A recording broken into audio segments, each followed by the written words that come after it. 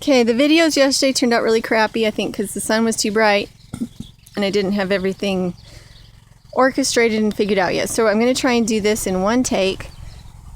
The water pump that we have is, I believe, a 5 horsepower, and it's back there, the really big tree there in the middle, that one. That's where the water pump is. And we have used exhaust hose. That's what this is. It's a 2-inch exhaust hose. It's meant for like exhausting fumes in a what's it called? Like in a mechanic shop, I believe. These are called banjo clamps. And you lift these and they pop open so you can separate it here or add on another attachment. The reason we have it is because originally we went that way. But it turned out that if instead we came up here to the extreme west end of our property, what we could do is tee it from here and have one side of the tee go south and one side of the tee go north. And here I have a whole bunch of different ways that we can control the pressure. If I turn this one off, we don't get water to the north. If I turn that one off, we don't get water to the south, but we still have use of all of these hoses. If I turn this one off, we don't have use of the hoses either. So no hose. If I turn this one off, no hoses, nothing to the south. So we have banjo clamps on several different spots so that we can use these joiners anywhere that we want to. And I have a hose that runs to the back. That green hose runs to the back to water some things that the drip line is inconvenient to get to. This black one runs to the backyard. And the front one here is an excess hose that I use to run to fill up anything that, like the big 250-gallon water tubs, I use that hose to fill those. And then this other kind of darker green one is the sprinkler that I use to water these trees. So I have a convenient hose that goes to everything, because that way I can use my ditch water instead of my well water. And most of these hoses I did not purchase. They were given to me by people who just put in automatic sprinkler systems, or I'd got them for they were remnants, and so I got them for like $3 for 15 feet, which was really convenient. So anyway, the blue exhaust hose works really well. I was talking to Mr. Dirt last night, and we were trying to estimate how much money we have actually spent on this irrigation system. His estimate was $1,500, which I think personally my thought is that it's still under $1,000, because this drip line that I just put in was $200. And the blue exhaust hose, I think we've spent like $500 on the exhaust hose, and then the water pump. So maybe it is getting up there, because the water pump I think was a few hundred. Anyway, so maybe it is up to $1,500. So here you can see the blue exhaust hose again. And what I do to water this space is that I undo the banjo clamp here. Oh, and it's pulling off again, darn it. Is I undo the banjo clamp here, open it up, and lift the south end up to this space, and then it back flows to there, and then once it starts to fill up here, it flows that way too. And along here, it fills up through there nicely. So now I'm going to walk around and show you the other part. Like I said, the videos yesterday, I think I'm just going to destroy those because... And then I do use well water for these main sprinklers, because the only kind of sprinkler I can use with ditch water is those old-fashioned like cast iron soaker sprinklers, because they don't have small holes in them, so they can't get congested by the dirty water. So this is my, can you see it? These are my soakers. So it has a lot more volume. It has a lot more volume than a regular drip line. It has to, because I need that water to really spread out and soak everything. So that's what it looks like. On the ones that were really high, I put flower pots to hold the pressure down so that it wasn't shooting up into the air and evaporating quickly.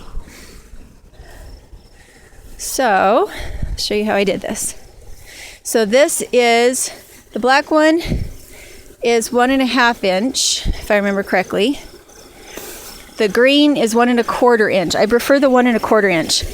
So this is my tea, and this is how we set it up. And it's super simple, and I put one knob. This is the higher pressure knob, because the hose here is only 100 feet long, whereas the hose that runs that way and then around is 200 feet long. So it's easier to get high pressure to this line, so that's why I put this here. And I turn it down so that there's less pressure here, meaning that it'll push more that way. I could open it all the way up, but I want them to be even in pressure. So that worked. And do I care that there's a little bit of water here? No, I don't. I don't need it to be perfect and watertight. I just need there to be enough pressure so that everybody gets watered. And you can see how I did that. I just cut sides out here and a side out there to fit in on top, because I want it pooling, not kind of shooting off in random directions. And yesterday I watered, I think, for 2 or 3 hours with the little drippers. Dang it, that one came undone. Oh, and so on some of these the pressure was so high that the pots would have moved under the pressure. So instead, I did this that would force it to spray down and pool. Otherwise, you see that where it was watering was over here, when the trees that I have that I need watered are over here. The 2x4s worked the best because they kept the pressure facing down without losing pressure. So I don't really like this one because I'm going to turn it. There we go. So now the water can come out like it needs to, but it's not shooting off into the air. I really liked my curvy wood bark one. It did just what I wanted it to. And the ground is quite soggy. The reason that I needed to do this was that even with me coming out and using that 1.5 inch pipe as a hose and moving it and letting it sit for 45 minutes in a place, our pasture out here is so hilly that there were spots in different parts of bumpy places that I didn't realize weren't getting any water. I just didn't realize how hilly it was. And so by having the drip line back there, everything will soak slowly. It'll have a chance to soak into the ground like this one. This one should be bigger by now. And this will also mean that I can now fertilize, because when I'm flooding with that high intensity flooding, it washes fertilizer away, or there's so much water, it washes it into the ground and down, which I don't want it to do. So I'm super excited. I think I'll be able to come out and put down some rabbit pellets now. I'm not sure how well that's going to work.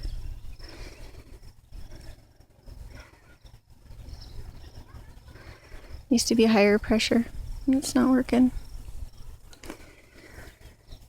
Back to the drawing board, or maybe back to the store. Maybe I need to take that back.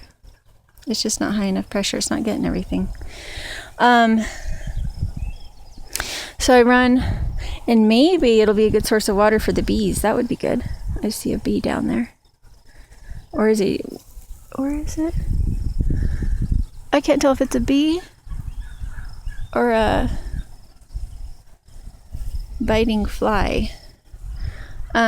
So I have that sprinkler, and I let it run for 20 minutes, and I have this sprinkler, and I'm just going to let it run for 20 minutes, but it just doesn't have the pressure that I need. Darn it, that's too bad. I'm gonna have to go get one of those. And then I just have a knob that lets me switch it. I can't run them both at the same time. I have to just turn the knob that I have with the two. I have the two hoses connected together at a split, and so that I can just turn the knob and direct it from one to the other. That way I don't have to come up and move sprinklers, because my time is too precious. Okay, so it looks like everybody's getting their water. And then the pressure goes higher. I'm so confused by this stupid sprinkler. It is so irregular. I really liked this kind of sprinkler when we lived in our suburban setting in town. I just really liked it. But I don't know if it's like the pressure from our hose that's the difference or what, but sometimes it has good pressure and then other times it doesn't. So I do think I need to just take it back. Dang it. Get tired of living at the hardware store. And I think they're tired of me having to bring stuff back. But it's not working. Anyway, that particular hose has a lifetime guarantee. I spent a lot on it. It's like almost $40. Okay. Once again, I would prefer that you were not doing it that way.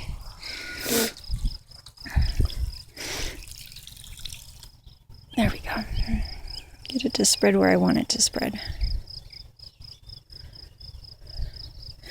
I'm hoping that it will just spread. I don't know if it will be able to, but I'm really hoping. If it doesn't, I don't really know what to do about it. Are you wet from yesterday? Yep, this one is wet from yesterday. From this one yesterday. So that's good. So I'm hoping it also is moving that way.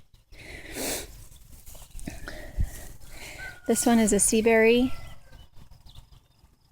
Or is it sea buckthorn? I don't remember. Sea berry. It did not like it when I was flooding. It got very yellow. So I believe it just needs a whole lot of fertilizer right now. So you can see. And then I think I mentioned it, but maybe I didn't. I have one of these in the back, behind the house. So where I have my shelter belt in the back, I also have this exact same thing in a T, doing its thing. And it's really soaking good. Look, see that? By my foot? Which means that it's probably getting to that dogwood. All my little dogwoods have started to come back, so I'm super excited about that. See, I've put them everywhere that I know there's a tree, and if I have a suspicion that there's a tree, I put it there too. Here's a nasty old slug. I'd like to have my ducks up here doing their thing. Unfortunately, I'm very, very confident that they would be coming through and eating the roots of my small trees. And here, I dug a hole because I was concerned that it wouldn't soak into that tree. And I dug a hole here because I was concerned it wouldn't get to the roots of those trees. This way, it's far enough away it won't get the roots, but it's giving it enough time to soak in. And you have to be careful that the hose stays level. If there's like a hill and a hole in it, it will not go through the hole. It'll just flow down to the spot where there's the next lowest hole. So that's why I had to go through there and do a little bit of digging, was to make the hose more level. And here's my last one. Where are you, little hole? Yeah, see, I don't have enough pressure. If it's not coming through, I don't have enough pressure. So I actually need to go turn the pressure down a little bit to the black line that runs that way. I need to go turn that one down so that this one will get a little more pressure. And if that still doesn't work, then I need to come out and level the hose again.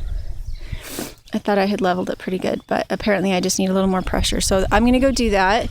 So this is a system that you could use with Greywater, or you could use with Canal water. The reason you can't use a drip line with those waters is because you have solids in the water, and the solids in the water will clog your little adapters that you put into the hoses, those little things that regulate the pressure automatically.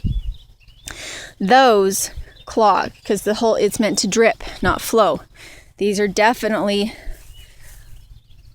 doing more than dripping,